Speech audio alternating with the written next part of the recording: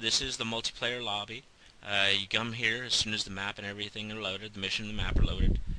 If you look up into the top, it'll tell you what the mission's name is, what the map's name is, a description if one has been entered. Over here on the right, under Pool, it tells you, it'll list all the people logged in. In this instance, I'm logged in, and I'm a host because I'm hosting this on my local area network computer. Over here on the far left, you'll see the different sides. Blue 4 for the Blue 4, Op 4, Independent, and Civilian. These two down here will vary a little bit depending on the mission, but Blue 4 and Op 4 should always be there. If you look down here, this menu right, this section in the middle, that's the different roles that you can choose. They don't have anything to do with the kit you're using, just the different roles to help organize things.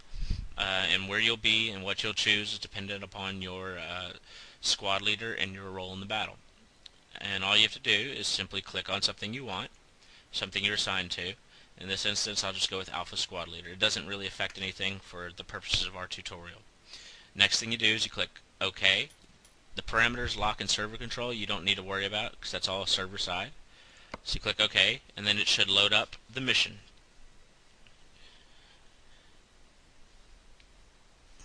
Now, while it's loading, let me talk about, before we go any further, let me talk a little bit about Arma2 and the mod we use for it, which is a modification of the ACE mod. Arma2 is a very, very good and very powerful first-person shooter, but it's not as easy to get into. That's why I'm doing this tutorial as, say, Battlefield 2, Medal of Honor, or Call of Duty. There's a lot of different stuff you can do, and consequently, you got to know the different controls. So first, what I'm going to show you is a couple of things.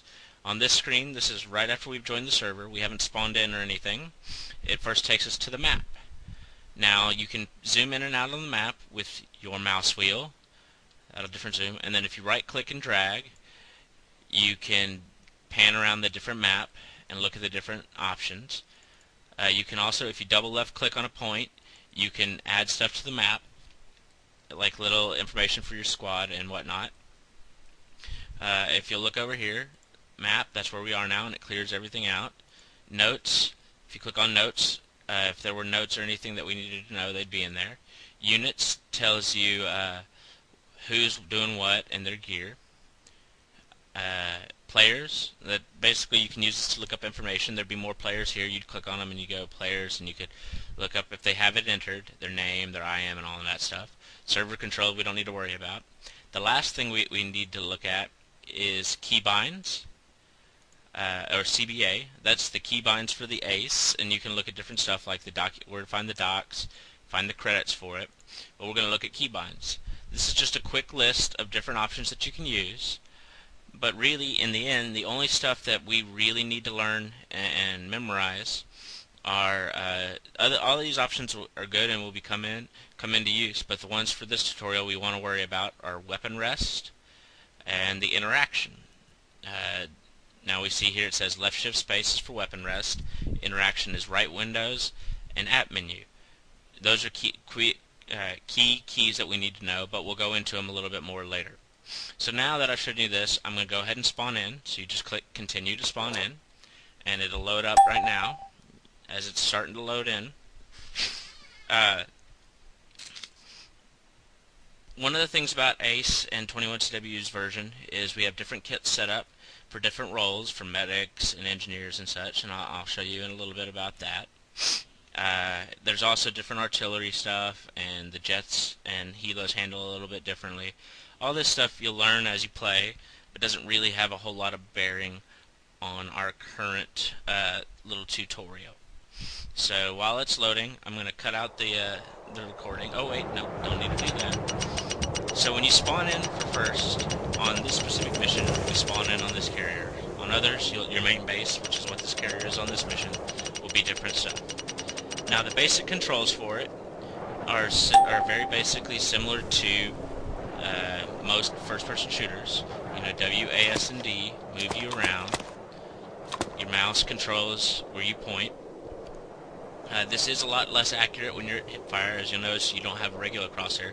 You've got a crosshair that shows you where your thing's pointing, and you notice how it wiggles around even as I walk. A couple other things is in your default keybinds, the different positions are prone is Z, and that'll allow you to get down and crawl. Crouch is X, which you can run from a crouch, but you're more accurate when you're crouched, and most accurate when you're prone. And then C takes you back up to standing. Now, before we go any further, I'm going to run over here to this area, and I'm going to show you how to change some of your keybinds if you need to. For your ace stuff, you'll hit escape to come out to the multiplayer menu. Your regular keybinds are under options, and then you can go to controls, and this is where your regular keybinds and whatnot are.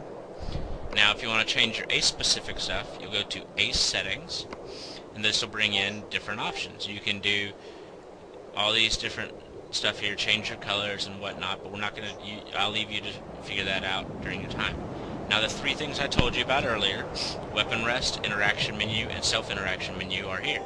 Now, let's say you are like me, and you don't have a right Windows button.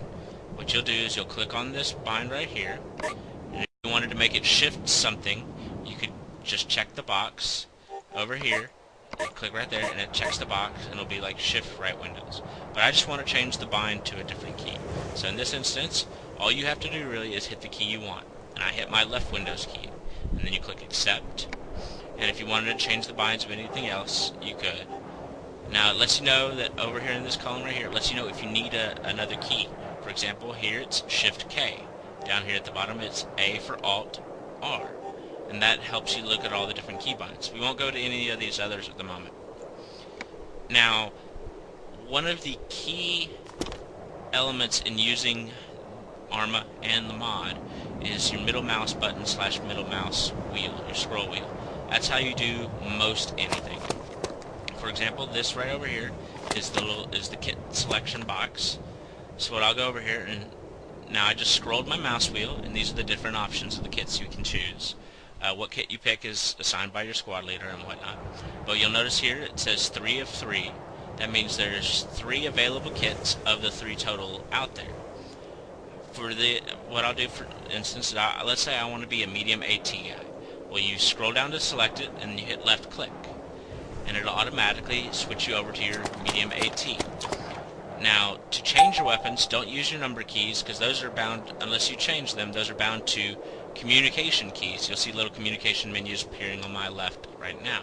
To change your weapons, you just use your scroll wheel, and you click on the weapon you want. This is my rocket launcher, and this is back to my gun. Now, if you want to see exactly what kit you have on you, if you hit the G key, that brings up your gear menu, and it shows you all the stuff you have right now. I have the M3 MAAWS is my here. It's got 2 rockets for it. The first one will be the one that goes in first, and then this is my second reload. And then here I have my HK, and I have 6 magazines total for it. Now down here it shows you I have one little shot of morphine, 2 bandages, and no epinephrine. We'll get into that later. No sidearm or magazines for it. I have binoculars, night vision goggles, my map, compass. All this stuff down here you come with pretty much every kit. Over here is earplugs and goggles. Now let's talk about those for a minute.